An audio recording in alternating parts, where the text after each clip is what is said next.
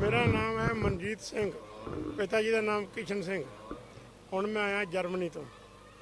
पिंड मेरा पाकिस्तान ਦੇ ਵਿੱਚ ਜਮਸ਼ੇਰ ਪੁਰਾਣਾ, ਚੱਕ ਨੰਬਰ 92, तहसील जड़ांवाला।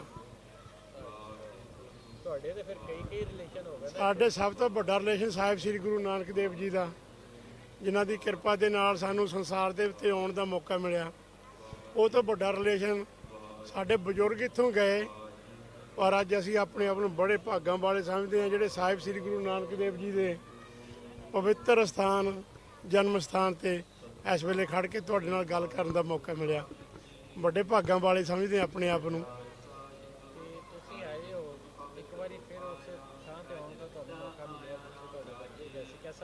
ਬਹੁਤ ਚੰਗਾ, ਆਪਣੇ ਘਰ ਆ ਗਏ। ਤੁਸੀਂ ਆਪ ਸੋਚੋ, ਜਿਹੜਾ ਬੰਦਾ ਆਪਣੇ ਘਰ ਆ ਕੇ ਕਿਹੋ ਜਿਹਾ ਮਹਿਸੂਸ ਕਰਦਾ।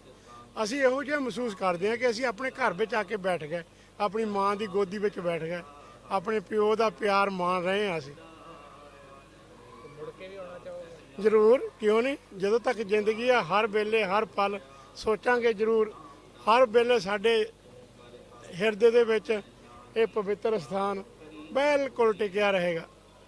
ਜਿਵੇਂ ਵੱਡੇ ਦੱਸਦੇ ਸੀ, ਉਹਨਾਂ ਦੇ ਮੁਤਾਬਕ ਹੀ ਦੱਸਿਆ। ਮੇਰਾ ਜਨਮ ਤਾਂ ਵੈਸੇ ਇੰਡੀਆ ਵਿੱਚ ਜਾ ਕੇ ਹੋਇਆ 1960 ਵਿੱਚ, ਤੇ ਜ਼ਰੂਰ ਕਰਦਾ। ਮੌਕਾ ਮਿਲੇ ਤਾਂ ਜਾਵਾਂਗੇ ਵੀ।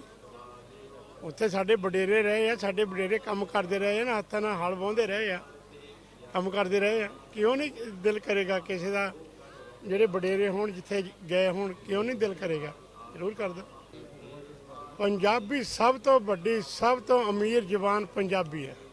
ਪੰਜਾਬੀ ਵਰਗੀ ਕੋਈ ਜ਼ੁਬਾਨ ਨਹੀਂ। ਮੈਂ ਕਈ ਮੁਲਕਾਂ ਦੇ ਵਿੱਚ ਘੁੰਮਿਆ, ਲੇਕਿਨ ਮੈਨੂੰ ਪੰਜਾਬੀ ਵਰਗੀ ਕੋਈ ਵੀ ਪਿਆਰੀ, ਸੱਚੀ, ਅਸਲੀਅਤ ਵਾਲੀ ਜ਼ੁਬਾਨ ਕੋਈ ਨਹੀਂ ਮਿਲੀ। ਅਤੇ ਸਾਡਾ ਰਿਲੇਸ਼ਨ, ਗੁਰੂ ਨਾਨਕ ਪਾਤਸ਼ਾਹ ਮਹਾਰਾਜ ਜੀ ਨੇ ਇੱਕ ਮਨੁੱਖਤਾ ਨੂੰ ਸੁਨੇਹਾ ਦਿੱਤਾ। ਕਹਿੰਦੇ ਸਭੇ ਸਾਂਝੀ ਵਾਲ ਸਦਾਇਨ, ਤੂੰ ਕਿਸੇ ਨਾ ਦਿਸੇ ਬਾਹਰਾ ਜੀਓ। ਉਹਨੇ ਇੱਕ ਮਨੁੱਖਤਾ ਨੂੰ ਸੁਨੇਹਾ ਦਿੱਤਾ, ਗੁਰੂ ਨਾਨਕ ਪਾਤਸ਼ਾਹ ਮਹਾਰਾਜ ਜੀ ਨੇ। ਉਸ ਸੁਨੇਹੇ ਨੂੰ ਅਸੀਂ ਯਾਦ ਕਰਦੇ ਹੋਏ ਸਾਰੇ ਹੀ ਅਸੀਂ ਭਾਈ ਭਾਈ ਹਾਂ, ਨਾ ਹਮ ਹਿੰਦੂ ਨਾ ਮੁਸਲਮਾਨ, ਅੱਲਾ ਰਾਮ ਕੇ ਪਿੰਡ ਪ੍ਰਾਨ।